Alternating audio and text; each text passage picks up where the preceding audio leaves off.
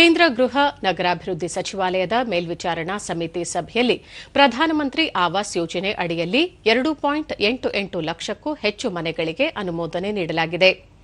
ನಿನ್ನೆ ನಡೆದ ಸಭೆಯಲ್ಲಿ ಕರ್ನಾಟಕ, ಆಂಧ್ರಪ್ರದೇಶ, ಜಮ್ಮು ಕಾಶ್ಮೀರ ಸೇರಿದಂತೆ 16 ರಾಜ್ಯ, ಕೇಂದ್ರಾಡಳಿತ ಪ್ರದೇಶಗಳ ಫಲಾನುಭವಿಗಳಿಗೆ ಈ ಯೋಜನೆಯ ಲಾಭ ದೊರೆಯಲಿದೆ.